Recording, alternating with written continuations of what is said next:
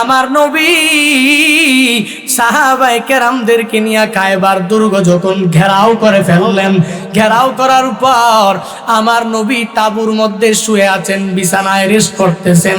এমত অবস্থায় দুর্গ থেকে 5 দিন 1 সপ্তাহ যখন হয়ে গেল, দুর্গ থেকে একটা রাখাল, ওই ইহুদিদের রাখাল বের হয়ে আসলো। কেন আসলো? বলে ওই রাখাল ছাগলগুলো চড়ানোর জন্য, মেষ চড়ানোর জন্য বের হয়ে আসলো। বের হইয়া রাখাল মনে মনে চিন্তা করে মুসলমানদেরকে জিজ্ঞাসা করা দরকার, এরা কেন এসেছেন। ওই রাখাল মুসলমানদের কাছে গিয়া, মুসলমানদের তাঁবুর নিকট যাইয়া মুসলমানকে জিজ্ঞাসা করেন, তোমরা কেন এসেছো, কি নিয়ে এসেছো, তোমাদের কি পয়গাম জানা দাও। তখন মুসলমানরা বলে, আমাদের কি পয়গাম আমরা বলা লাগবে না, বরং আমাদের লিডার রহমাতুল লিল আলামিন বলে দিবে। যাও যাও, রহমাতুল লিল আলামিনের তাঁবুর ভিতরে চলে যাও, অনুমতি দিয়া দিলাম, রহমাতুল লিল আলামিনের পক্ষ থেকে অনুমতিও আছে। তুমি যদি নবীকে সালাম দিয়া ঢুকতে পারো, তাহলে আমার নবী তোমার কাছে কি পয়গাম নিয়ে এসেছে সব বলে দিবে। ওই রাখালের মনের মধ্যে টেনশন, ওই রাখালের মনের মধ্যে চিন্তা, এই মুসলমানদের এত বড় একটা লিডার আমার মতো রাখালের সাথে কথা বলবে, ব্যাপারটা কিরকম না? সাহাবায়ে কেরাম রাখালকে ডাক দিয়া বলে, রহমাতুল লিল আলামিন লিডার হলো আমাদের মায়ার নবী, আমাদের মায়ার নবী লিডার, তার কাছে যাও, তার কাছে গেলে তোমাকে পয়গাম কি নিয়ে এসেছে জানাইয়া দিবে। ওই রাখাল মুসলমানদের থেকে অনুমতি পাইয়া রহমাতুল লিল আলামিনের তাঁবুর সামনে যাইয়া আমার নবীকে যখন ডাক দিলেন, মুসলমানদের লিডার, আমি কি ভিতরে আসতে পারবো কিনা? রহমাতুল লিল আলামিন বলে, কে তুমি? বলে, আমি ইহুদিদের রাখাল। বলে, আসো, আমার দরওয়াজা 24 ঘন্টা সবার জন্যই খোলা। আল্লাহু আকবার। আমার নবীর মতো বড় লিডার এই পৃথিবীতে আর কেউ নাই। আমার নবীর মতো বড় বড় বড় লিডার আর কেউ হবে না। এর বান্দা এত বড় লিডার, নেতা হওয়ার পরেও রাজনৈতিক কলা কৌশলের ক্ষেত্রে আমার নবীর মতো বড় আর কেউ নাই। তবু আমার নবী ওই রাখালকে বলে, রাখাল তুমি ঘরের তাঁবুর মধ্যে ঢুকে যাও। ওই রাখালটা রহমাতুল লিল আলামিনকে সালাম দিয়া যখন ঢুকে ফেললেন, আমার নবীকে বললেন, আপনি কেন এসেছেন মুসলমানদেরকে নিয়া? আপনাদের দলটা আমাদের দুর্গ কেন ঘেরাও করে রেখেছেন বলেন। রহমাতুল লিল আলামিন বলেন, আমি কি পয়গাম নিয়ে এসেছি জানো? বলে, আমার পয়গাম হলো, যদি তোমরা কালিমা পড়ে মুসলমান হয়ে যেতে পারো, কুলু লা ইলাহা ইল্লাল্লাহ, যদি আল্লাহ ছাড়া কোনো মাবুদ নাই এই কথা বলতে পারো, তাহলে তোমরা পরিপূর্ণ সফল কাম হয়ে যাইতে পারবা।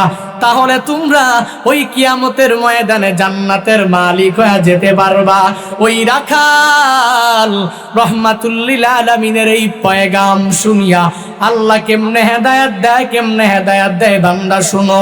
ওই রাখাল লোকটা রহমাতুল লিল আলামিনকে বলতে লাগলেন, হে মুসলমানদের লিডার, আমি যদি কালিমা পড়ে মুসলমান হয়ে যাই, তাহলে আমার ওই তোমার আল্লাহ আমাকে কি দিবে? তোমার আল্লাহ আমাকে কি প্রতিদান দিবে, কি সাজা দিবে আমাকে বলো। রহমাতুল লিল আলামিন বলে, রে রাখাল, তুমি যদি কালিমা পড়ে পড়ে মুসলমান হয়ে যেতে পারো, এই দুনিয়াতে আমার আল্লাহ, এই দুনিয়াতে আমার মালিক তোমাকে সম্মান দিবে। আর তোমার চেহারাটা যে কালো, আমার আল্লাহ তাআলা পরিপূর্ণ সুন্দর বানায়া দিবে। তোমার চেহারায় আল্লাহ নূর দিয়া দিবে। আর কিয়ামতের ময়দানে আল্লাহ তোমাকে জান্নাতের মালিক বানাবে। ওই রাখাল বলে, আমি যদি কালিমা পড়ে পড়ে পড়ে মুসলমান হয়ে যাই, তাহলে আপনাদের এই সাহাবায়ে কেরামরা, আপনার দলের লোকেরা আমাকে মেনে নিবে কিনা, আমাকে ভালোভাবে তাদের বুকের মধ্যে জড়ায়া নিবে কিনা, আমার সাথে তারা চলবে কিনা। রহমাতুল লিল আলামিন রাখালকে ডাক দিয়া বলে, এরে রাখাল, ইসলাম তো এমন এক ধর্মের নাম, তুমি যদি কালিমা পড়ে পড়ে মুসলমান হয়ে যেতে পারো, ওই সাহাবায়ে কেরামের দল শুধুমাত্র কেবলমাত্র তোমাকে সালাম দিয়ে বরণ করে দিবে, ব্যাপারটা এরকম না। এই সাহাবায়ে কেরামের দলেরা তোমাকে বুকের মধ্যে জড়াইয়া নিয়া তোমাকে আদর করে তাদের তাবুতে সম্বোধন করে ঢুকাইয়া দিবে। ইসলাম তো এমন এক ধর্মের নাম, এরে রাখাল, তুমি যদি ইসলাম ধর্ম গ্রহণ করে করে মুসলমান হয়ে যাইতে পারো তাহলে অনেক বড় প্রতিদান আল্লাহ তোমাকে দান করবে। এই কথা বলার পরে রহমাতুল লিল আলামিন আলামিনের হাতে কালিমা পড়ে সে মুসলমান হয়ে গেলেন। আমার নবীকে বললেন, হে মুসলমানদের লিডার, আমাকে কালিমা পড়াইয়া মুসলমান বানা দেন। লা ইলাহা ইল্লাল্লাহু মুহাম্মাদুর রাসূলুল্লাহ। এবার রাখাল মুসলমান হয়ে গেলেন। আমি এই ঘটনার মাধ্যমে বান্দা কি বুঝাইতে চাই, এখানে এখন থেকে আসবেই মূল কথা। বলে রাখাল মুসলমান হওয়ার পরে এবার রহমাতুল লিল আলামিনকে উদ্দেশ্য করে রাখাল জানাইলেন, হে পয়গম্বর আমার, এতক্ষণ আপনি মুসলমানদের লিডার ছিলেন, এখন আপনি আমার জন্য রহমত হয়ে গেলেন, আপনি আমার পয়গম্বর হয়ে গেলেন। এখন আমার কাজ কি আমি মুসলমান হওয়ার পরে? বলে, তোমার এক নাম্বার কাজ, তুমি যেই ছাগলগুলো নিয়ে মেষ চড়ানোর জন্য ইহুদিদের রাখাল হিসাবে এই মেষগুলো নিয়ে মাঠের মধ্যে চড়ানোর জন্য বের হয়েছো, তোমার মুসলমান হিসাবে এক নাম্বার কাজ হলো এই মেষগুলো তোমার কাছে রাখতে পারবা না, তুমি এই আমানত তাদের কাছে বুঝাইয়া দিয়া দুর্গ থেকে বের হয়ে আসো।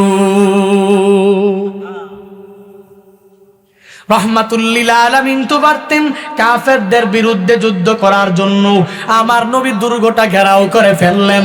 নবী পারতেন, আমার রহমাতুল লিল আলামিন ভালোভাবেই পারতেন এই ছাগলগুলো নিয়ে জবাই করে সাহাবায়ে কেরামদের মাঝে বিলীন করে বিলিয়ে দিতে পারতেন, কিন্তু নবী করেন নাই। নবী আমানতের পরিচয় দিয়া দিলেন। এরে বান্দা, ওই রাখালকে এই কথা বলার পরে ওই রাখালটা দুর্গে চলে গেল ছাগল গুরু দিয়া। আবার রাখাল যখন রহমাতুল লিল আলামিনের কাছে চলে আসলো, ওই রাখাল রহমাতুল লিল আলামিনের কাছে এসে নবীকে বলল, নবী, আপনার প্রথম কাজ আমি সম্পন্ন করে ফেললাম ও পয়গম্বর, তারপরে আমার কাজ কি আপনি আমারে জানায়া দেন। আমার নবী বলেন, রাখাল, ইসলাম ধর্মের অন্তর্ভুক্ত মুসলমান হওয়ার পরে তোমার উপরে এখন নামাজ ফরজ হয় নাই যে আমি নামাজ পড়তে বলবো, তোমার ওই পরিমাণ সম্পদ নাই আমি যাকাত দিতে বলবো, এখন রমজান মাস না আমি তোমাকে রমজানের রোজা রাখতে রাখাল তোমাকে বলবো। তবে আমরা জিহাদের ময়দানে এসেছি, এই জিহাদের ময়দানে তোমার উপরে এখন মুসলমান হওয়ার উপরে জিহাদ ফরজ হয়ে গেছে, জিহাদের ময়দানে তোমার নামা লাগবে। রহমাতুল লিল আলামিন রাখালকে এই কথা বলার পরে রাখাল চালাকির পরিচয় দেয়। রাখাল বলে, ও পয়গম্বর, আমি এই জিহাদের ময়দানে গেলে দুইটা দিক হবে, হয়তো আমি জান্নাতি হব, হয়তো আমি মৃত্যুবরণ করব, না হয় গাজী হয়ে আমি ফিরে আসব। ইহুদিদের বিরুদ্ধে যখন আমি তরবারি ধরতে যাব, হয়তো আমি বাঁচবো, না হয় আমি মরব। যদি আমি দুনিয়ার বাড়ি ছেড়ে অন্ধকার কবরে চলে যাই, তোমার আল্লাহ, আমার আল্লাহ আমাকে কি প্রতিদান দান করবে? নবীর কাছ থেকে যাই না জিহাদের ময়দানে যেতে চায়। এরে বান্দা, সাহাবায়ে কেরামরা নবীর মুখ নিঃসৃত বাণীগুলা শুনিয়া আমার নবীর চেহারা মুবারক দেখিয়া কতটা পাগল হয়ে গেলেন। আমার নবী বললেন, রে রাখাল, তুমি এখন সাহাবায়ে কেরামদের দলের মধ্যে একজন, তুমি যদি এই জিহাদের ময়দানে যুদ্ধ করে শহীদ হয়ে যেতে পারো, আমার আল্লাহ তুমি শহীদ হইতে দেরি, তোমাকে জান্নাত পর্যন্ত পৌঁছাতে আমার রব দেরি করবে না। ওই রাখাল এবার নবীকে বলে, পয়গম্বর, আমি তো জান্নাত পাওয়ার জন্য এত কিছু করলাম, ও পয়গম্বর আমি ইহুদিদের থেকে বিদায় নিয়ে চলে আসলাম। হে পয়গম্বর আপনার সাথে কাঁধে কাঁধ মিলাইয়া যুদ্ধ করে আমি মৃত্যুবরণ করতে চাই। নবী বলেন যাও যাও জিহাদের ময়দানে ঝাঁপিয়ে পড়ো। জিহাদের ময়দানে যুদ্ধ করতে করতে ওই রাখালটা এক পর্যায়ে দুনিয়ার বাড়ি ছেড়ে কবরে চলে গেল, শহীদের মর্তবা হাসিল করে ফেললো, জান্নাতের মালিক ওই বান্দা হয়ে গেল। রাখাল জান্নাতের মালিক হয়ে গেল। এর বান্দা এখন বুঝা গেল সাহাবায়ে কেরামরা রহমাতুল লিল আলামিনের মহব্বত নিয়া আমার নবী সাহাবায়ে কেরামদেরকে আমানতদার শিক্ষা দিয়েছে যে আমানতদার হয়ে যাও, আমানতদার হয়ে যাও। রহমাতুল লিল আলামিন তো পারতেন আমার নবী ওই ছাগলগুলোকে মেষগুলোকে আমার নবী রেখে দিতে, কিন্তু না না, যে ইহুদি এই মাত্র কালিমা পড়ে পড়ে মুসলমান হয়েছে আমার নবী শিক্ষা দিয়া দিলেন। ইহুদিকে শুধুমাত্র শিক্ষা দেয় নাই, বরং গোটা উম্মাহকে নবী জানায়া দিলেন এরে আমার উম্মতের দল, যতই কষ্টে থাকো না কেন, যাই করো না কেন, যদি কোনো কাফের বেঈমান তোমার কাছে আমানত রাখে খেয়ানত করো না, আমানত পৌঁছিয়ে দাও। তাহলে রহমাতুল লিল আলামিনের কথা মানতে পারলে নবীর খাঁটি উম্মত হয়ে যাইতে পারবা। আমি তো বললাম আমি নবীকে মহাব্বত করি আর ভালোবাসি, কিন্তু আমানতদার হতে পারি নাই। আমি বললাম নবীরে ভালোবাসি মহাব্বত করি, কিন্তু ওয়াদা করে ওয়াদা আবার খেলাফ করলাম। আমি নবীকে বলি নবীকে মহাব্বত করি ভালোবাসি, নবী বলেছেন সুন্নতে মুআক্কাদা বা জামাতে নামাজ পড়া, আমি পড়তে পারি নাই, আবার দাবি করলাম নবীকে ভালোবাসি। এর বান্দা না না, এটা দাবি করলেই তোমার হবে না, বরং কার্যে পরিণত করে করে বান্দা তোমার দেখায়া দেওয়া লাগবে।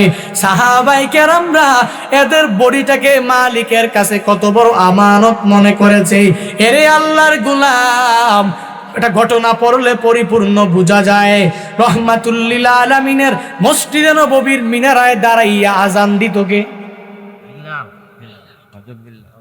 বলেন না, হযরতে বেলাল। হযরতে বেলাল প্রত্যেক দিন আজান দেয়। বিলাল মিনারায় দাঁড়াইয়া দাঁড়াইয়া হাইয়া আলাস সালাহ হাইয়া আলাল ফালাহ, নামাজের দিকে আসো, কল্যাণের দিকে আসো, বেলাল বলে। প্রত্যেক দিন বেলাল বলে নামাজের দিকে আসো, কল্যাণের দিকে আসো। কিন্তু হঠাৎ করে একদিন বেলাল হাইয়া আলাস সালাহের সাউন্ড দেয় না, হাইয়া আলাল ফালাহের সাউন্ড দেয় না। বেলাল জোরে সুরে বলে উঠলেন হাইয়া আলাল জিহাদ। হযরতে বেলাল রাদিয়াল্লাহু তাআলা আনহু প্রত্যেক দিন আজান দেয় নামাজের দিকে আসো, কল্যাণের দিকে আসো। কিন্তু একদিন বেলাল আজান দিয়া দিল হাইয়া আলাল জিহাদ, নামাজের দিকে আসো বলে না, কল্যাণের দিকে আসো বলে না, বরং বলে ও সাহাবায়ে কেরাম, কে আসো নবীর আশিকুর রাসূল, আসো আমার নবীর মোহাব্বত অন্তরে নিয়া জিহাদের ময়দানে তরবারি কাঁধে নিয়া কে যাইতে পারবা, আসো। আমার নবী, এই নবীর আদেশ পাইয়া বেলাল জিহাদের সাউন্ড দেওয়ার পরে যেই সাহাবায়ে কেরামরা প্রত্যেক দিন নবীর পিছনে নামাজ পড়ার জন্য দৌড়ে যায়, আমার নবীর পিছনে ফজরের নামাজ আদায় করার পরে নবীর চেহারা মুবারক দেখে দেখে নিজেকে ধন্য করে বাড়িতে ফিরে ওই সাহাবায়ে কেরাম আমার নবীকে কতটা মহাব্বত করে ভালোবাসে জানো? সাহাবায়ে কেরাম ডাক দিয়ে যখন শুনলেন মিনারায় আজান পড়ে গেছে, জিহাদের ময়দানে যাওয়া লাগবে, সবাই তরবারি কাঁধে নিয়া ঢাল কাঁধে নিয়া রওনা হয়ে গেলেন। কারণ রহমাতুল লিল আলামিনের আদেশ ছাড়া বেলাল বলে নাই আমার নবীর মহব্বত অন্তরের মধ্যে নিয়ে আমি ফজরের নামাজ পড়ি, আমার নবীর মহব্বত অন্তরে নিয়ে নবীর চেহারা মুবারক দেখে দেখে নিজেকে ধন্য মনে করি। এই সেই নবী যদি জিহাদের ময়দানে ডাক দেয় কেন যাব না? সাহাবায়ে কেরাম দলে দলে মসজিদে নববীতে গিয়া হাজির হয়ে গেলেন। রহমাতুল লিল আলামিনের আদেশ পেয়ে বেলাল জিহাদের সাউন্ড দেওয়ার পরে মসজিদে নববীর পাশে এক বাসার মধ্যে এক মহিলা বিছানার মধ্যে শুয়া শুয়া কান্না করে। এমন কান্না, চোখ দিয়ে বেয়ে বেয়ে বেয়ে মহিলার পানি পড়তেছে। ওই মহিলার পাশে মহিলার 7 বছর বয়সী একটা সন্তান ঘুমায় আছে। ঠান্ডার দিন, চোখের পানিটাও ঠান্ডা যখন গড়াইয়া গড়াইয়া ওই 7 বছর সন্তানের উপরে যখন এক ফোঁটা চোখের পানি পড়েছে, ওই সন্তানটা ঘুম থেকে লাফ দিয়া জাগিয়া মাকে ডাক দিয়া বলে, মা তুমি কেন কান্না করো? ও মা, তোমার কান্না আমি সহ্য করতে পারি না মা। মা আমি জানি আমি ছোট, আমার বাবা দুনিয়াতে নাই। মা তুমি যদি কান্না করো, মা তোমার কান্না আমি সহ্য করতে পারি না। হযরতে বেলাল প্রত্যেকদিন আযান দেয়, নামাজের দিকে আসো, কল্যাণের দিকে আসো। ও মা তুমি ঘুম থেকে জেগে জেগে ওযু বানাইয়া মুসল্লায় বসে যাও। ও মা তুমি মুসল্লায় তুমি সুন্দরভাবে দাঁড়াইয়া যাও। আজকে ওই বেলাল কি এমন সাউন্ড দিয়েছে মা, আজকে তুমি নামাজের মুসল্লায় না বসিয়া মা তুমি কান্না করতেছো। ও মা আমি তোমার কান্না সহ্য করতে পারি না, বলো বলো আমায় বলো। ওই মহিলা সন্তানটার চেহারার দিকে তাকাইয়া বলে, এরে আমার সন্তান, শুনো শুনো আমি কেন কান্না করি। 1 মাস আগে হযরতে বেলাল এভাবেই হাইয়া আলাস সালায়ের সাউন্ড দিত, হাইয়া আলাল ফালায়ের সাউন্ড দিত, কিন্তু বেলাল এভাবে যেদিন হাইয়া আলাল জিহাদের সাউন্ড দিয়া দিল, তোমার বাবা আমার স্বামী আমার সাথে একসাথে শোয়া ছিল, নবীর মোহাব্বত অন্তরে নিয়ে আমাকে বলল, ও বিবি আমার, যেই নবীর মোহাব্বতে তরবারিটা নিয়ে জিহাদের ময়দানে যাই, ওই নবীর আদেশ পাইয়া বেলাল জিহাদের সাউন্ড দিয়েছে, তরবারিটা আমাকে দাও। আমার স্বামী নবীর মোহাব্বত অন্তরের মধ্যে নিয়ে তরবারিটা নিয়ে জিহাদের ময়দানে গিয়া যে হাজির হয়ে গেলেন। তোমার বাবা ওই যে বিছানার থেকে উঠে যে গিয়েছে, আজ পর্যন্ত তোমার বাবা আজ আমার বাড়ি পর্যন্ত ফিরে নাই। তবে আমি তোমার বাবার জন্য কান্না করি না। কেন কান্না করি জানো? ওই দিন তো তোমার বাবা দুনিয়ায় বেঁচে ছিল, নবীর মোহাব্বত অন্তরে নিয়ে তরবারি হাতে নিয়ে দৌড়ায় গিয়েছে। আজকে আমার তোমার বাবাও নাই, আজকে আমার উপযুক্ত কোনো স্বামীও নাই, আজকে আমার উপযুক্ত কোনো সন্তান তুমি অনেক ছোট আমার নাই। আমার নবীর মোহাব্বত অন্তরের মধ্যে নিয়া আমি যে কাউকে জিহাদের ময়দানে পাঠাতে পারবো না, এই পরিপূর্ণ এই চিন্তা নিয়া এই ব্যথা নিয়া আমি তোমার মা কান্না করি।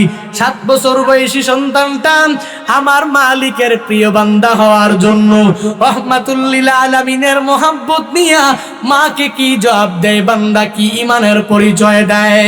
মাকে বলে, মা তুমি আর কান্না করার কোনো প্রয়োজন নাই। ও মা তোমাকে আমি পরিপূর্ণ ওয়াদা দিয়া দিলাম, আজকের জিহাদের ময়দানে আমি যাব। ওই জিহাদের ময়দান থেকে আমি মা গাজী হইয়া বাড়িতে ফিরবো না।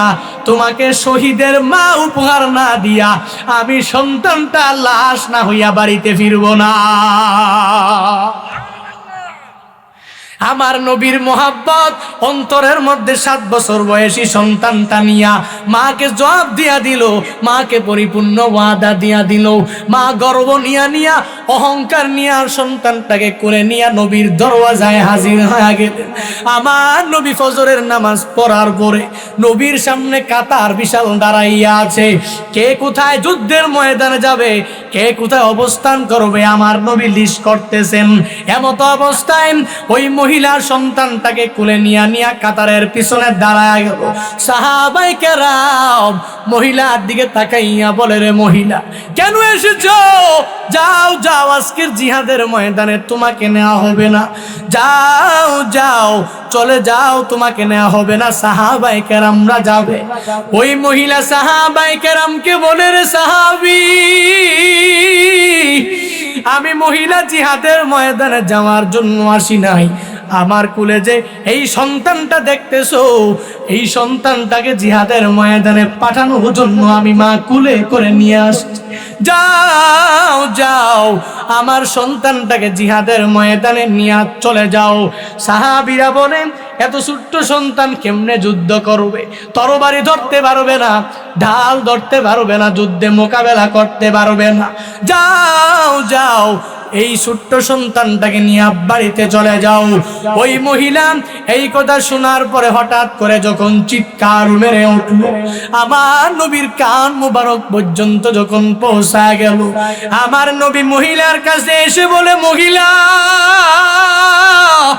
চিৎকার চেঁচামেচি করার কোনো প্রয়োজন নাই, যাও যাও আজকের জিহাদের ময়দানে তোমাকে নেওয়া হবে না। ও মহিলা, কেন তুমি এই সন্তানটাকে জিহাদের ময়দানে দেওয়ার জন্য আমি মহিলা চলে আসছি? আমার পয়গম্বর বলে, না না, এই ছোট্ট সন্তান কেমনে তরবারি ধরবে, যুদ্ধ করতে পারবে না, যাও যাও যাও নিয়া চলে যাও। ওই মহিলার ঈমানের কত পাওয়ার, নবীর মহাব্বত অন্তরে নিয়া আমার নবীকে বলেন, ও পয়গম্বর আমি জানি আমার ছোট্ট সন্তানটা যুদ্ধ করতে পারবে না, তবে ওই জিহাদের ময়দানে যাওয়ার পর কাফের বেঈমানের দলেরা আপনার ডান দিকে লক্ষ্য করে যখন তীর নিক্ষেপ করবে, আপনি আমার সন্তানটাকে ডান দিকে তীর প্রতিহত করবেন, আমার সন্তানের উপরে তীর পড়বে, নবী আপনি পরিপূর্ণ বেঁচে যাবেন।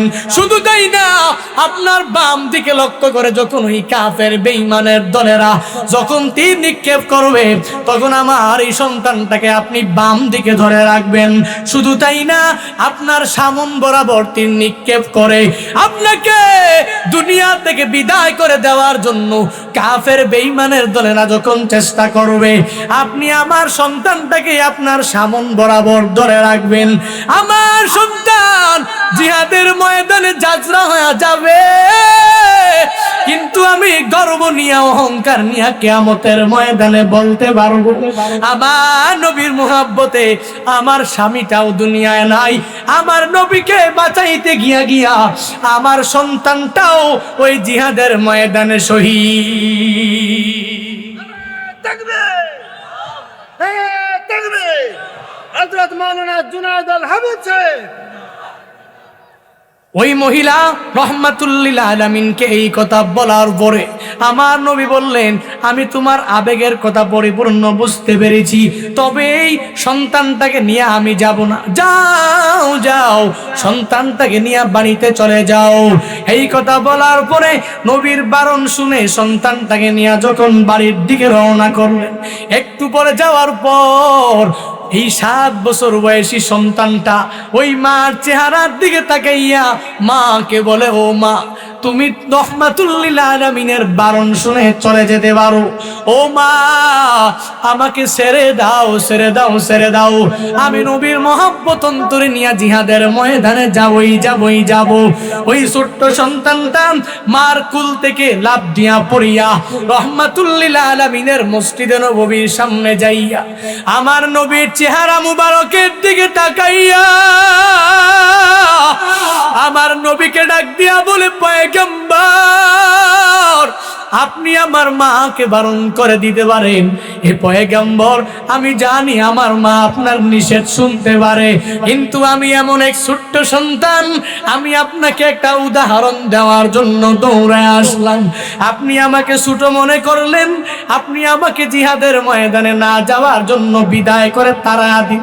ও পয়গম্বর, আমি আপনাকে একটা উদাহরণ দিতে চাই। আমি এখনো ছোট, আমার মা যখন চুলার মধ্যে আগুন জ্বালায়, আমি আমার মার পাশে বসে থাকি, আমার মা চুলার মধ্যে আগুন জ্বালানোর পরে আমি তাকায়া দেখি আমার মা বড় বড় লাকড়িগুলো আগে দেয় না, ছোট ছোট লাকড়িগুলো আগে দেয়, তারপরে বড় বড় লাকড়িগুলা দেয়। আমি চিন্তা ভাবনা করে দেখি বড় লাকড়িগুলা তো দিয়া সাথে সাথেই আগুন জ্বলবে না, ছোট লাকড়ি দেওয়ার পর ধারাবাহিক ভাবে আস্তে আস্তে আগুন বড় আকার ধারণ করবে। আমি এই চুলা থেকে পরিপূর্ণ শিক্ষা নিয়েছি, উদাহরণ দেওয়ার জন্য চলে আসলাম। ও পয়গম্বর, আমি আপনাকে ওয়াদা দিতে পারি, আজকের জিহাদের ময়দানে আমি যাব। আজকের জিহাদের ময়দানে আমি যাওয়ার পরে ছোট্ট লাকড়ির মাধ্যমে চুলার মধ্যে যেরকম ভাবে আগুন জ্বলে, আমি ছোট মানুষের মাধ্যমে আজকের জিহাদের ময়দান কায়েম হয়ে যাবে। আমি জিহাদের ময়দানে যাওয়ার পর কাফের বেঈমানের দলেরা আমার দিকে লক্ষ্য করে যখন তীর নিক্ষেপ করবে, আমি জিহাদের ময়দানে রক্ত বের হয়ে শহীদ হয়ে যাব। তারপর আপনি সাহাবায়ে কেরামকে পাঠাবেন, নবী আপনিও বেঁচে যাবেন, সাহাবায়ে কেরাম বেঁচে যাবে। আমার মাধ্যমে আজকের জিহাদের ময়দানটা শুরু হয়ে যাবে। আমার নবী চোখ দিয়ে বেয়ে বেয়ে পানি পড়ে আর ছোট্ট সাহাবীটাকে বলে, এ আমার সাহাবী, তোমাকে আমার বড়ই দরকার, তুমি যাও যাও, বড় হলে আমি তোমাকে জিহাদের ময়দানে নিয়ে যাব। ওই সাহাবী এত কথা বলার পরে নবী যখন বিদায় করে দেয়, ওদিকে আমার আল্লাহ এই মহিলা আর সন্তানের কাণ্ড দেখে আমার আল্লাহ জান্নাতের মধ্যে ফেরেশতাদেরকে নিয়ে লিস্ট করতেছেন, লিস্ট। আমার আল্লাহ এই মহিলা এই সন্তানের সব কিছু দেখে দেখে আমার আল্লাহ ফেরেশতা জিবরাইলের মাধ্যমে নবীর কাছে পাঠা দেয় আর বলেন, এর জিবরাইল আমার নবীর কাছে যাও যাও, আমার নবীর কাছে গিয়া জানায়া দাও আমার নবী যেই ছোট্ট সাহাবীকে ইগনোর করে করে তাড়াইয়া দেয়, যেই আমার নবী এই ছোট্ট সাহাবীকে ছোট মনে করে দূর করে দেয়, এই ছোট্ট সাহাবীর নাম আমার নবী লিস্ট থেকে বাদ দিতে পারে, কিন্তু আমার রব আমার মালিক ওই জান্নাতের মধ্যে এই ছোট্ট সাহাবীর নাম প্রথম কাতারের লিস্টের প্রথম নাম আমার আল্লাহ উঠায়া দিয়েছে।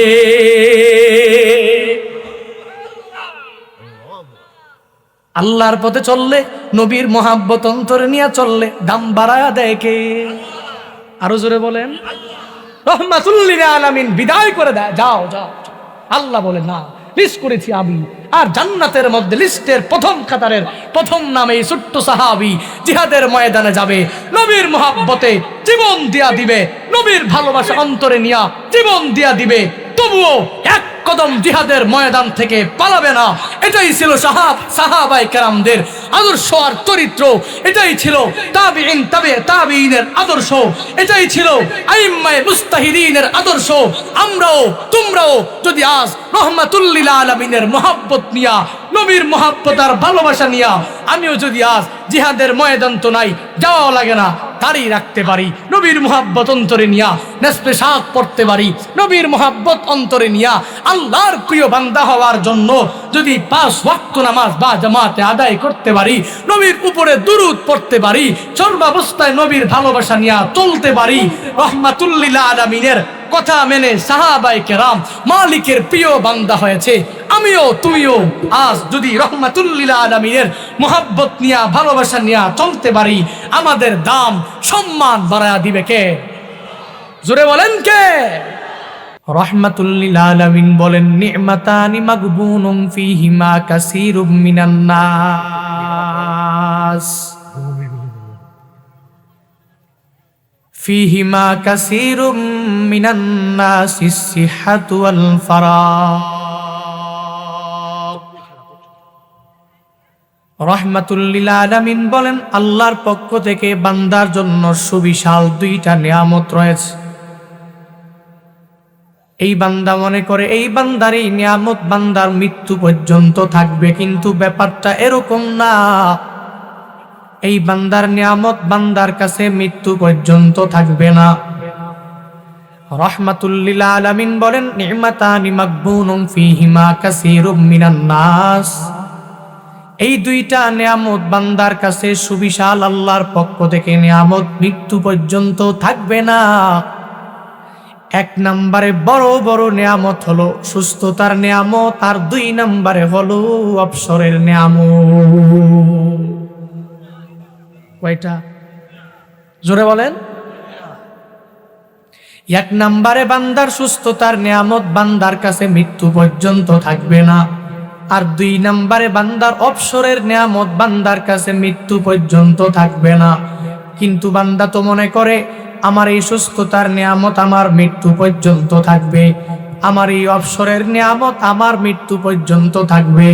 কিন্তু রহমাতুল লিল আলামিন বলেন, আত্মপ্রবঞ্চনার মধ্যে বান্দা পড়িয়া পড়িয়া মনে করে আমার এই এই সুস্থতার নিয়ামতগুলো আমার এই অবসরের সময়ের নিয়ামতগুলো আমার থাকবে, কিন্তু না না, নবী বলেন তিনটা হক যদি বান্দা ঠিক মতন আদায় করতে পারে তাহলে এই সুস্থতার নিয়ামত আর অবসরের নিয়ামত এই দুইটাই বান্দার মৃত্যু পর্যন্ত বৃদ্ধি করে দিবে আল্লাহ। এক নম্বরে যদি বান্দা নিয়ামতের কদর করতে পারে, যদি নিয়ামতের কদর করে করে ঠিক মতন চলতে পারে, আর দুই নম্বরে যদি নিয়ামত পাওয়ার পরে খাওয়ার পরে শুকর আদায় করতে পারে, নবী বলেন তিন নম্বরে এই বান্দা যদি নিয়ামতের খাত ঠিক মতন ব্যয় করতে পারে, যদি অপচয় না করে, এই তিনটা হক যদি নিয়ামত বান্দার আদায় করতে পারে, সুস্থতার নিয়ামত পাওয়ার পরে এক নম্বরে কদর যদি করতে পারে, আর দুই নম্বরে এই বান্দা যদি নিয়ামত পাওয়ার পরে শুকর করতে পারে, তিন নম্বরে উপযুক্ত খাতে তার এই সুস্থতার নিয়ামত যদি বান্দা ব্যয় করতে পারে, আমার আল্লাহ এই বান্দার ইহকালীন জিন্দেগিতে পরকালীন জিন্দেগি উভয় জাহানে কামিয়াব করবে। এই বান্দার সুস্থতার নিয়ামত দিয়েছেন আমার রব, আমার মালিক এই বান্দাকে সুস্থতার নিয়ামত দিয়েছে। এই সুস্থতার নিয়ামত পাওয়ার পরে বান্দা যদি সুস্থতার কদর করতে পারবে, যদি সুস্থতার কদর করতে পারে কেমনে করবে বলে 5 ওয়াক্ত নামাজের মাধ্যমে করবে।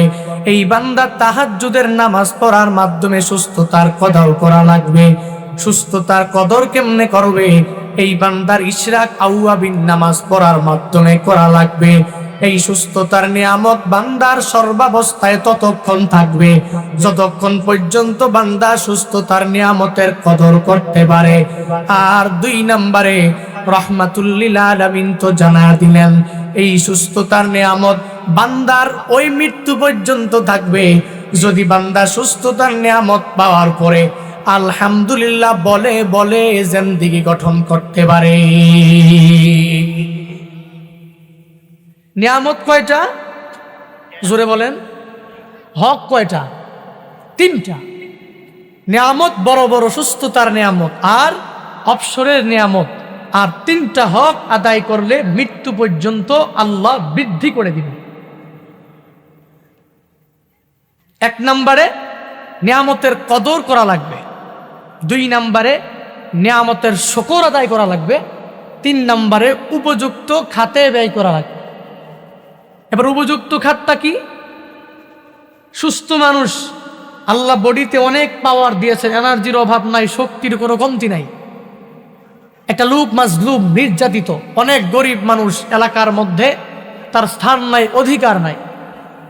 এই লোকটা দেহের মধ্যে কোনো শক্তির কমতি নাই, লোকটা আরেকটা গরিব লোকের উপরে যায় জোরের ঠেলায়, টাকা পয়সার জোরে ওই লোকের উপরে আক্রমণ করে, আছে না নাই?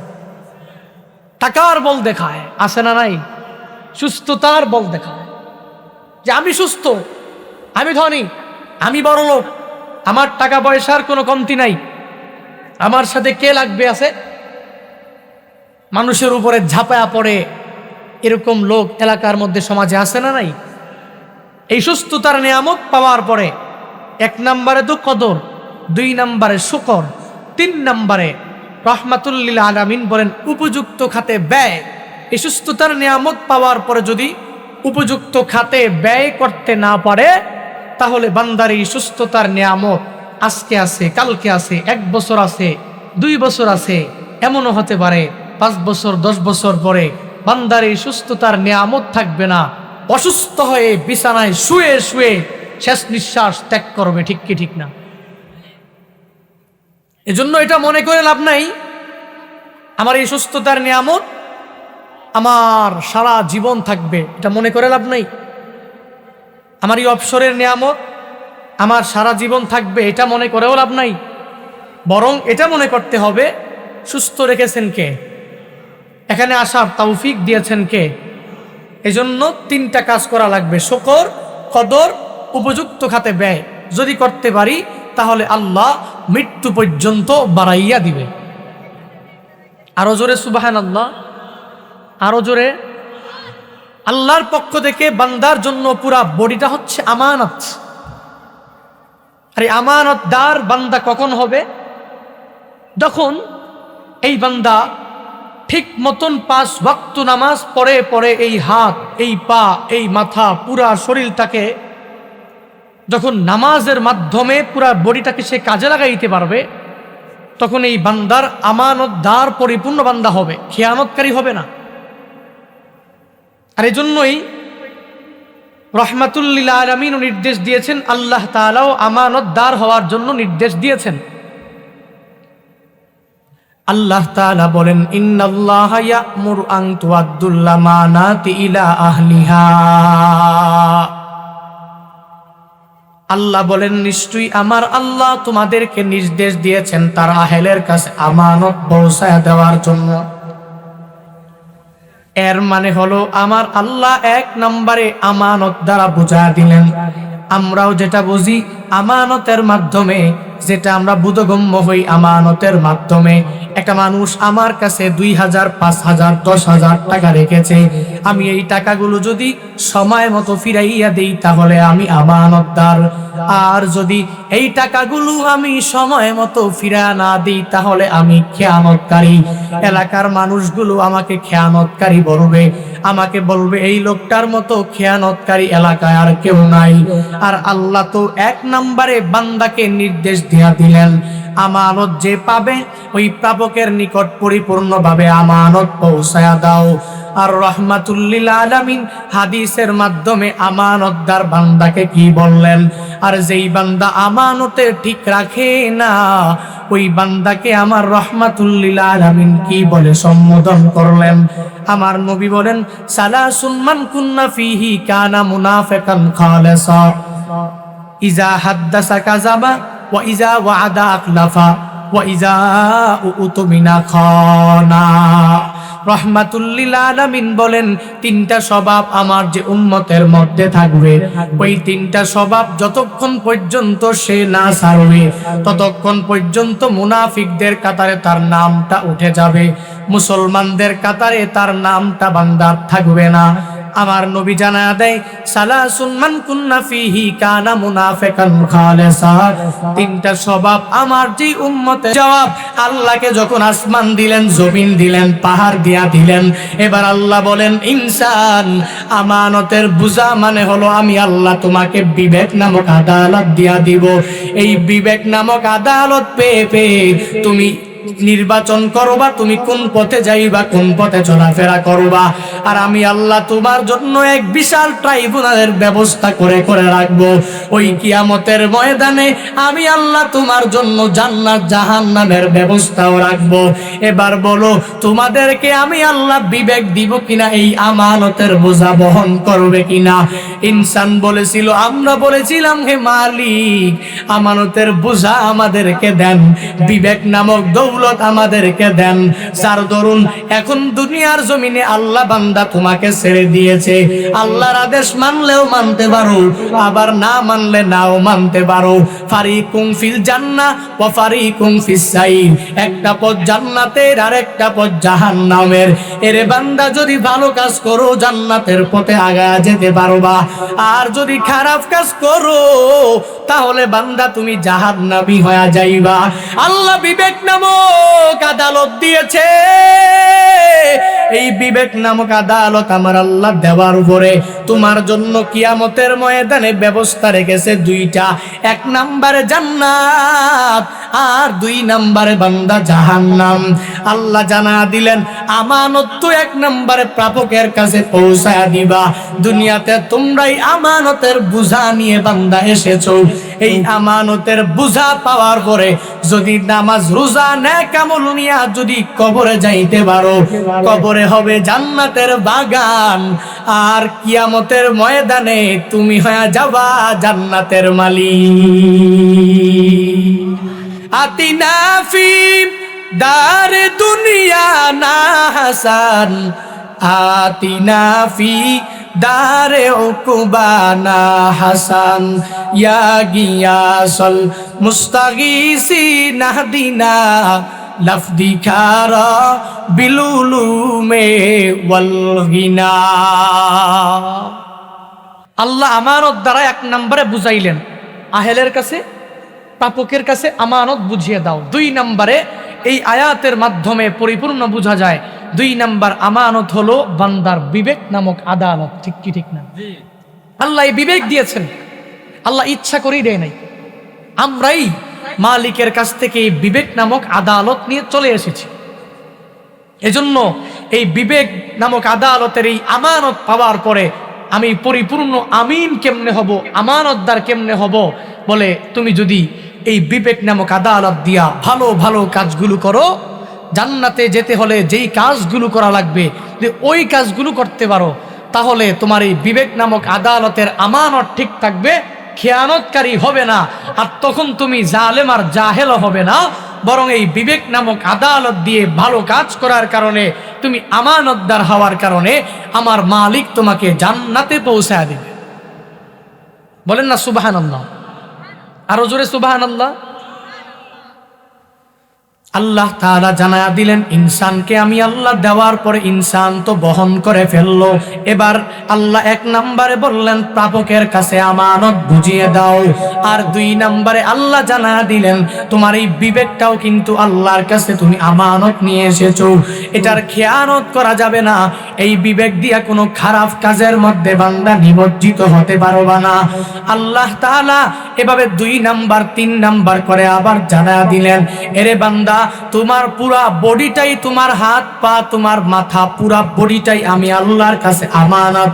আমানতদার কখন হয়ে যাইবা? যখন তুমি নামাজ পড়বা, রোজা রাখবা, নেক আমল করবা, তাহাজ্জুদ ইশরাক আওয়াবিন পরে পরে এই বডিটাকে খরচ লাগাইবা, তখন তোমার এই বডিটার আমানত পূর্ণ হবে। তখন তুমি পরিপূর্ণভাবে আমানতদার বান্দা হয়ে যাইতে পারবা। এরে আল্লাহর বান্দা, আমানতদার কেমন ছিলেন রহমাতুল লিল আলামিন? আমানতদার কেমন ছিলেন সাহাবায়ে কেরাম? আমার নবী টাকা পয়সার ক্ষেত্রেও অনেক বড় আমানতদার, আমার নবী সম্পদের ক্ষেত্রেও অনেক বড় আমানতদার, আমার নবী তার নিজের দেহ মুবারকের ক্ষেত্রেও নবী বড় আমানতদার। আমার নবী মক্কা থেকে হিজরত করে যেদিন মদিনায় যাবে, মদিনায় যাওয়ার আগে আমার নবীর কাছে সবাই যখন আমানত রাখে, টাকা পয়সা কাফের বেঈমানরা মুসলমানরা সবাই রাখে, নবী মদিনায় চলে যাবেন। এবার নবী তো এই প্রাপকের কাছে তাদের প্রাপ্যগুলো বুঝিয়ে দেওয়া লাগবে।